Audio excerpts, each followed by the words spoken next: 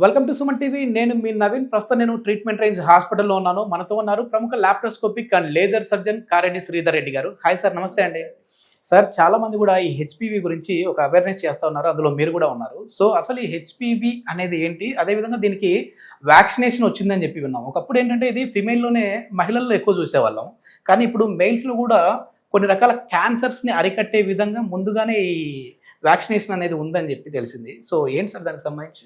ఈ హెచ్పివి అంటే ఏంటంటే హ్యూమన్ ప్యాపిలోమా వైరస్ అంట. ఇది ఓల్డ్ వైరస్, ఇవాళ కొత్తగా వచ్చిన వైరస్ ఏం కాదు. కాకపోతే ఇక్కడ హెచ్పివి వైరస్ యొక్క ఇన్సిడెన్స్ అనేది పెరుగుతూ ఉంది. అండ్ హెచ్పివి వైరస్ వల్ల వచ్చే క్యాన్సర్స్ ఏవైతే ఉన్నాయో ముఖ్యంగా, ఎందుకంటే ఇది ఒక వైరస్, క్యాన్సర్ ఎట్లా వస్తుందని చాలా మంది డౌట్ రావచ్చు.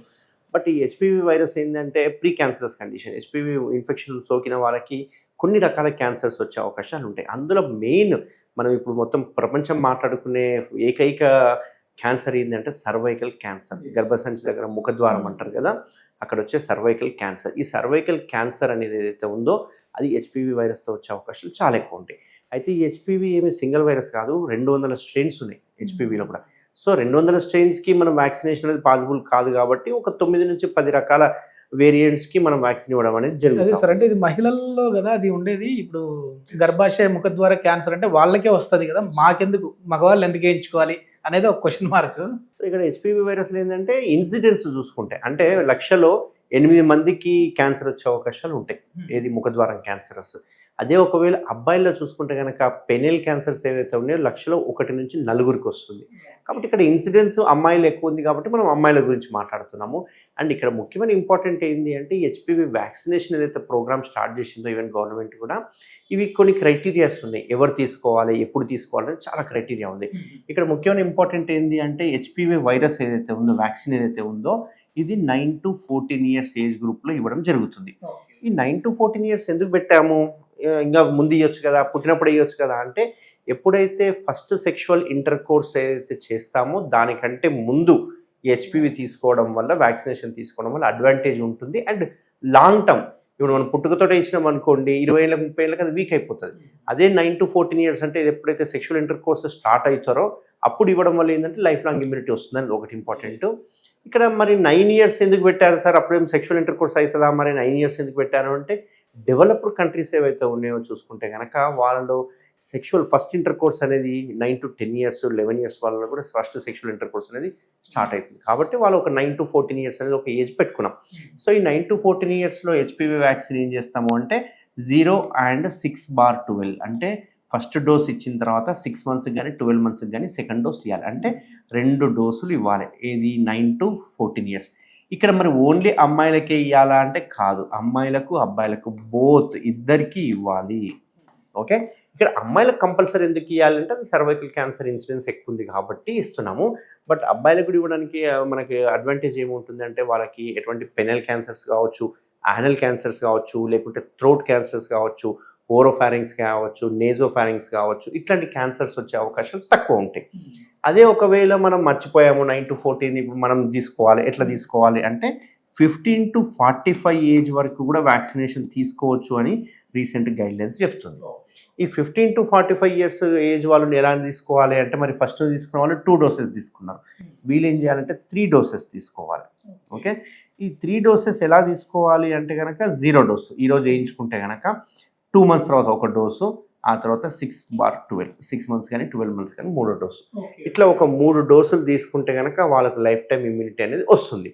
ఇక్కడ మనకు ఒక క్వశ్చన్ రావచ్చు ఏంటంటే, 15 to 45 already sexual inter course అయిపోయి ఉంటుంది, మరి అప్పుడు తీయించుకుంటే ఏం ఉపయోగము, ఆల్రెడీ వాళ్ళకి వైరస్ అటాక్ అయింటే ఏంది పరిస్థితి అంటే, వాళ్ళకు ఒకవేళ అటాక్ అయితే ఈ వ్యాక్సిన్ తీసుకోవడం వల్ల అంత ఇమ్యూనిటీ రాకపోవచ్చు. అట్లా అని చెప్పేసి 15 to 45 years ఏజ్ ఉన్న వాళ్ళందరికీ హెచ్పివి వైరస్ సోకిందని కూడా మనం అనుకోలేము. కాబట్టి వాళ్ళకి ఈ వ్యాక్సిన్ వేయించుకోవడం వల్ల ఏంటంటే ఫర్దర్ ఇమ్యూనిటీ అనేది డెవలప్ అవుతుంది. ఆల్రెడీ హెచ్పివి వైరస్ వ్యాధి సోకిన వాళ్ళకి ఆల్రెడీ యాంటీబాడీస్ ఫామ్ అయిపోయి ఉంటాయి. సో ఇప్పుడు మనం ఇచ్చే ఈ వ్యాక్సిన్ వల్ల ఫ్రెష్గా ఏమి యాంటీబాడీస్ ఫామ్ కావు. కానీ ఇక్కడ అడ్వాంటేజ్ ఏంటి అంటే, మనకు ముఖ్యంగా ఒక 4 వేరియంట్స్ ఉన్నాయి.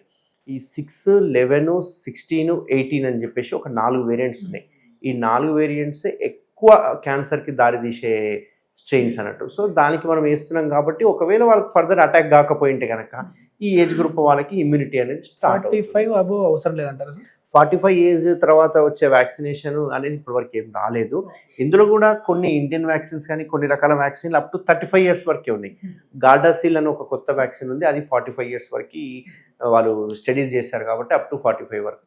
దీనివల్ల ఏమైనా సైడ్ ఎఫెక్ట్స్ లాంటివి ఉంటాయా సార్, లేదంటే వ్యాక్సినేషన్ వల్ల మామూలుగా సైడ్ ఎఫెక్ట్స్ ఏమి ఉండవు. మామూలుగా ఇచ్చిన రోజు ఏమైనా ఫీవర్ వస్తే రావచ్చు, మైల్డ్ పెయిన్ ఉండొచ్చు, అంతకుమించి ఏమి పెద్ద సైడ్ ఎఫెక్ట్స్ ఉండవు. అండ్ ఇది తీసుకోవడం వల్ల హెచ్పివి వైరస్ వ్యాక్సినేషన్ తీసుకోవడం వల్ల అడ్వాంటేజ్ ఏంటి అంటే, వాళ్ళు ఒకవేళ ఇప్పుడు ఒక పర్సన్ హెచ్పివి తీసుకున్నాడు, సో వాళ్ళకి ఇమ్యూనిటీ డెవలప్ అవుతుంది కాబట్టి అంత త్వరగా పార్ట్నర్ ద్వారా హెచ్పివి వైరస్ సోకే లక్షణాలు తక్కువ ఉంటాయి.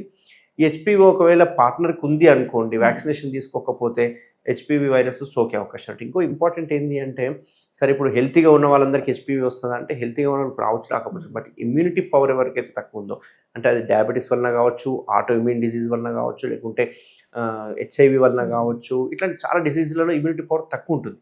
అట్లాంటి వాళ్ళకి హెచ్పివి వైరస్ వ్యాక్సిన్ సోకే అవకాశం చాలా ఎక్కువ ఉంటుంది. ఇప్పుడు సింపుల్ హెచ్పివి ఎవరికి ఉంది ఎలా తెలుసుకోవాలి సార్ అంటే, ఇన్వెస్టిగేషన్స్ ఉన్నాయి, చేయించుకోవచ్చు.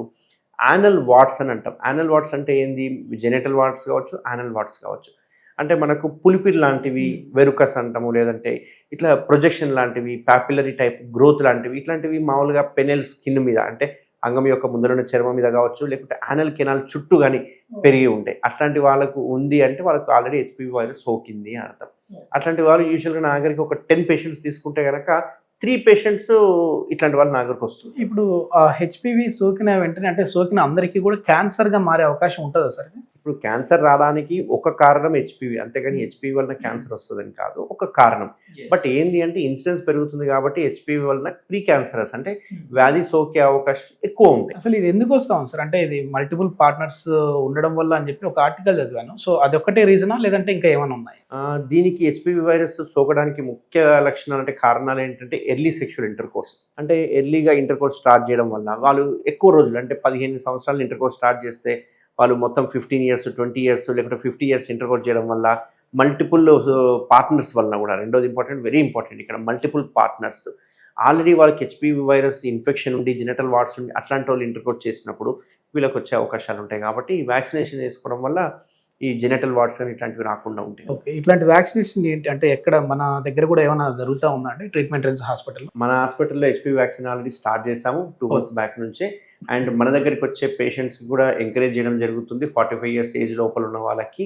అండ్ ముఖ్యంగా జెనిటల్ వాట్స్ ఉన్న వాళ్ళకి పిక్స్ తీసుకొని కొందరికి చూపిస్తున్నాము. ఇట్లాంటి వాట్స్ ఏదైనా ఉంటే కనుక డెఫినెట్గా మీరు అలర్ట్ అవ్వండి, హెచ్పివి ఉన్నట్టు. అట్లీస్ట్ మీరు వ్యాక్సినేషన్ చేయించుకోవడం వల్ల ఇబ్బంది లేకుండా ఉంటుంది. అండ్ ముఖ్యమైన ఇంపార్టెంట్ ఏంటి అంటే, ఈ 9 to 14 ఇయర్స్ ఏజ్ గ్రూప్ వాళ్ళకి వ్యాక్సినేషన్ మీరు ఖచ్చితంగా ఎంకరేజ్ చేయాలి. ఎంకరేజ్ చేయడం వల్ల వాళ్ళకి ఫ్యూచర్లో మనం క్యాన్సర్ రాకుండా అరికట్టే అవకాశాలు ఉంటాయి. చాలా మంచి information sir. Thank you. Thank you అండి.